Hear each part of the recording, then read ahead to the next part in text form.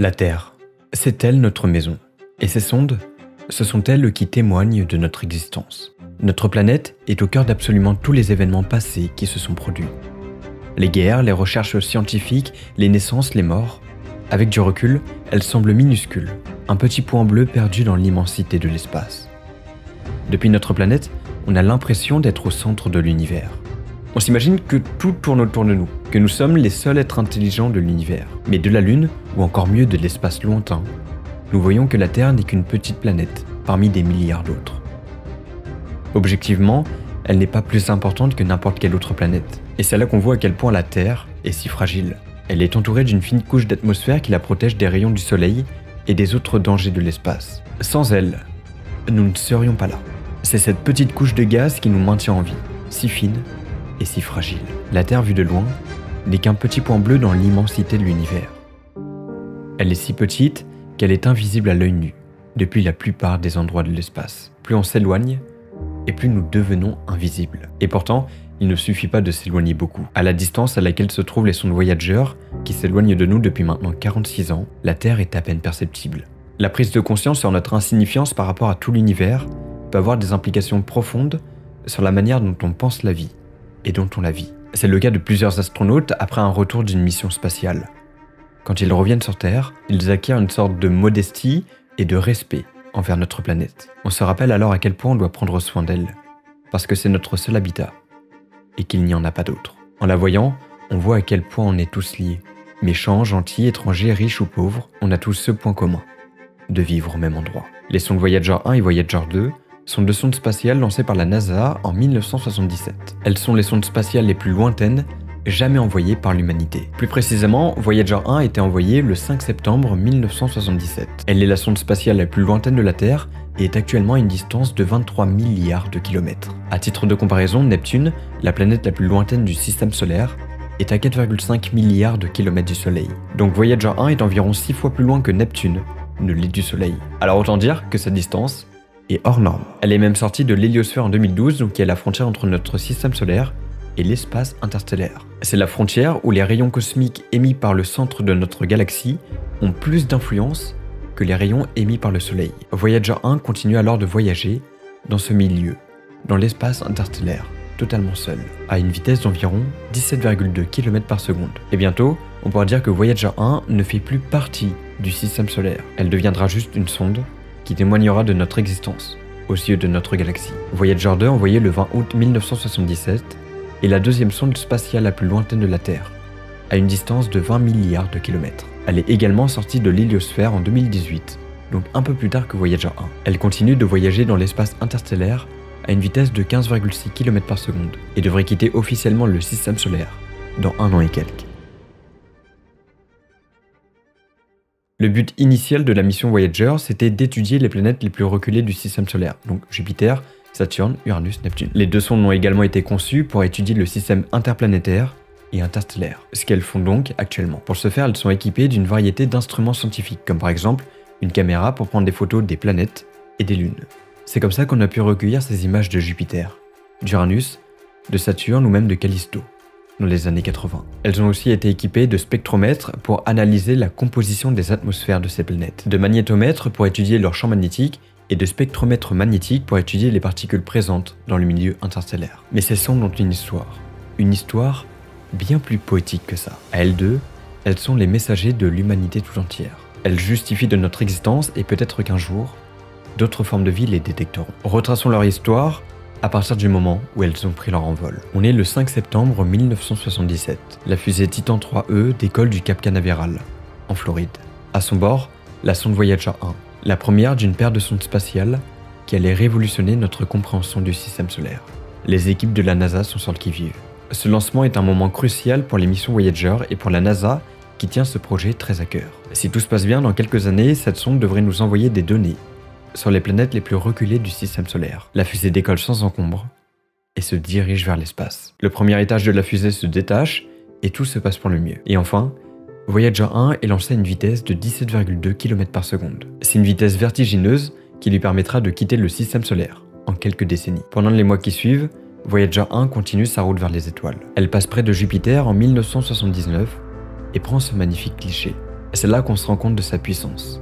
À quel point cette planète peut impressionner. Voyager 1 survole Saturne en 1981. Les images et les données qu'elle renvoie sont à couper le souffle. Nous découvrons pour la première fois les anneaux de Jupiter et de Saturne d'aussi près. En 1986, Voyager 1 passe près de Neptune. Elle devient alors la première sonde spatiale, la plus éloignée de la Terre. Elle continue sa course vers l'espace interstellaire et nous renvoie encore aujourd'hui des données précieuses sur l'univers. D'ailleurs, il y a quelques jours, on a perdu le contact avec cette sonde à cause d'un bug informatique. Alors peut-être que depuis on l'a récupéré, mais je vous tiendrai au courant sur Instagram. Donc vous savez quoi faire, n'hésitez pas à venir me suivre là-bas. Le 20 août 1977, une seconde sonde Voyager 2 est lancée à son tour. Elle suit le même parcours que sa grande sœur Voyager 1 et passe près de Jupiter, Saturne, Uranus et Neptune. Pareil, les images sont spectaculaires. On avait rarement obtenu de tels résultats.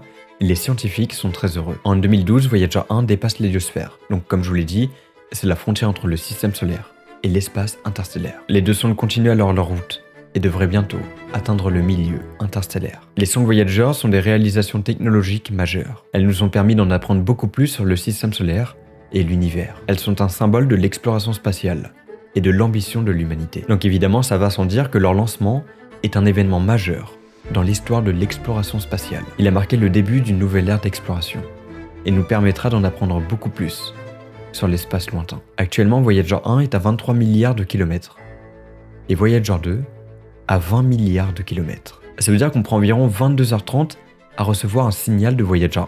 Donc imaginez que par exemple pour envoyer un message à votre ami, il faut attendre un temps de 22h30.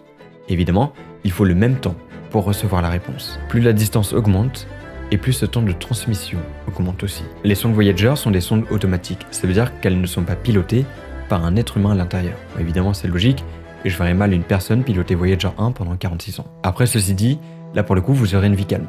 Vous pourrez voir l'espace lointain, les étoiles, sans être gêné par personne. Bon évidemment ça va sans dire, on se sentirait vraiment seul. Et alors la question qu'on me pose souvent c'est comment elles marchent, puisque ces sondes-là avancent et continuent de fonctionner malgré leur vieil âge. Mais pour combien de temps encore ? Comment sont-elles alimentées ? Eh bien en fait, elles fonctionnent grâce à un générateur thermoélectrique radioisotope.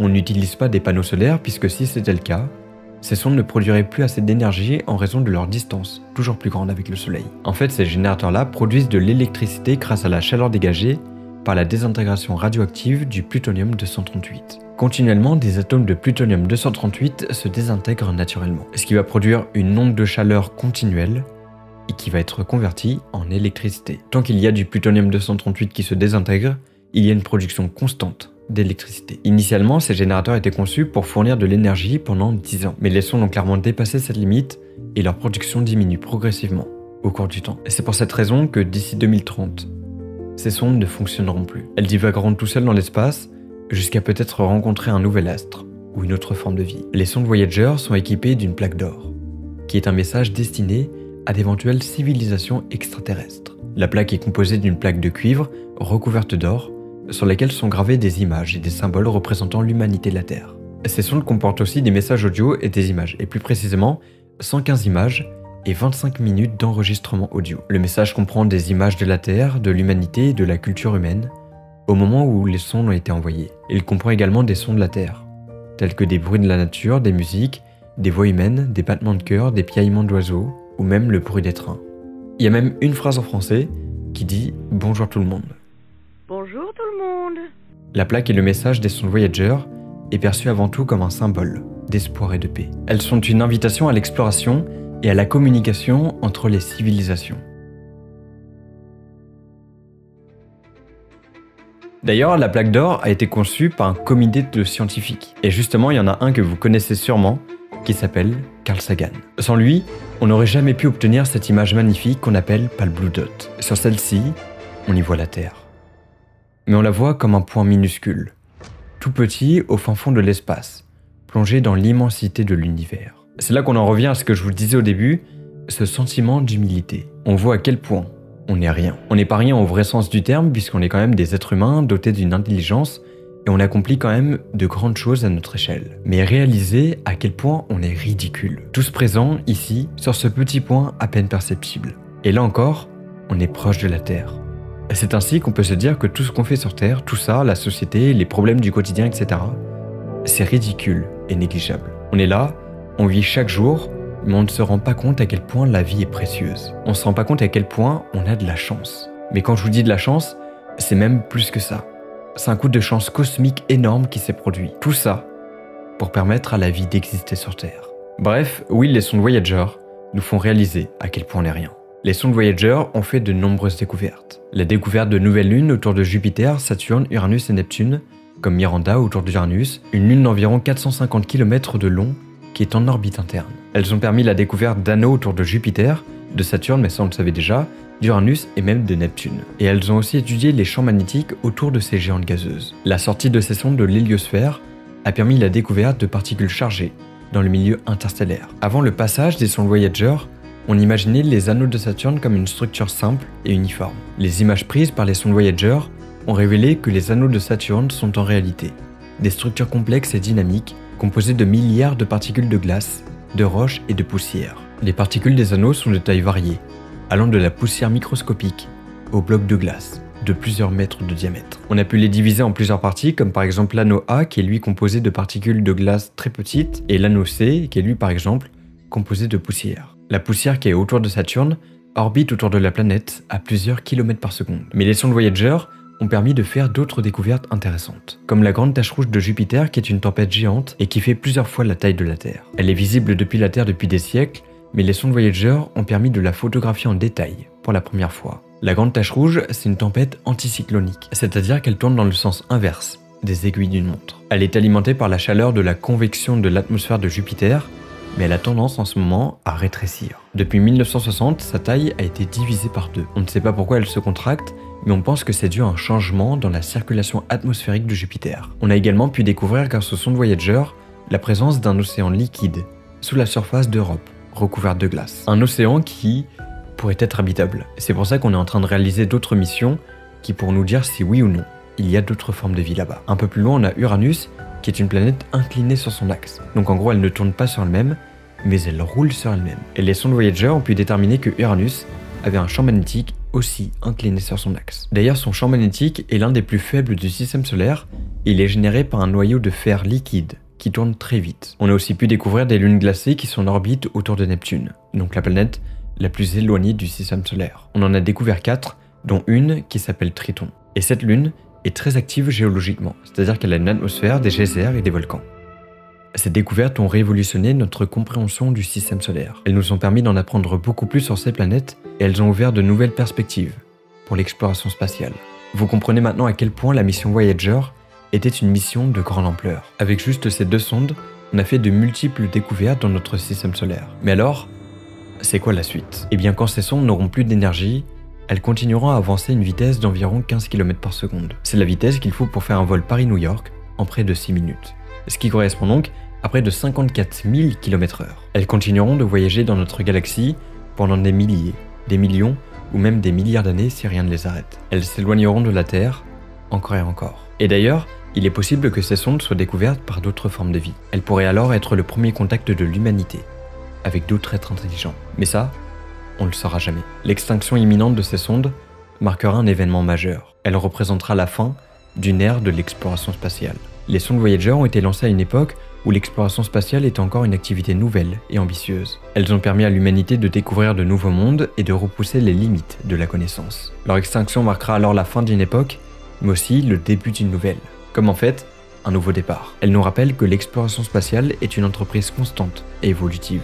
Elles nous ont montré ce qui était possible et on doit s'en inspirer pour l'avenir. Continuant de se déplacer dans le vide à des vitesses constantes, ces sondes ne rencontreront pas de planètes, ni d'étoiles, pendant des milliers d'années. Dans 40 000 ans, Voyager 2 passera à 1,7 années-lumière de l'étoile Ross 248. Et au même moment, Voyager 1 passera à 1,6 années-lumière de l'étoile Gliese 445.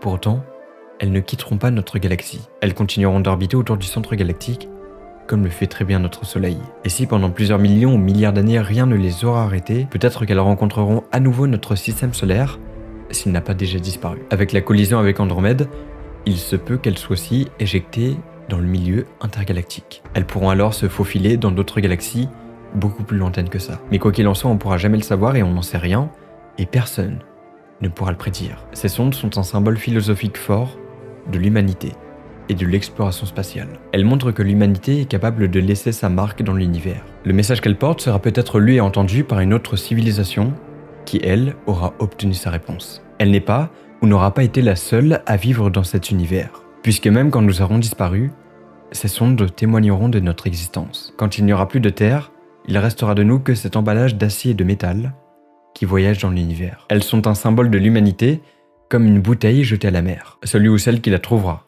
nourrira son espoir de trouver une autre forme de vie. L'humanité a existé dans l'univers et existera toujours, quoi qu'il en coûte. Les voyageuses éternelles, ce sont elles, les sondes voyageurs. Si vous voulez savoir si un jour on pourra voyager à travers des trous de verre, je vous laisse aller voir cette vidéo-là. J'espère qu'en tout cas celle-ci vous aura plu. C'était Zebrolus. Bye.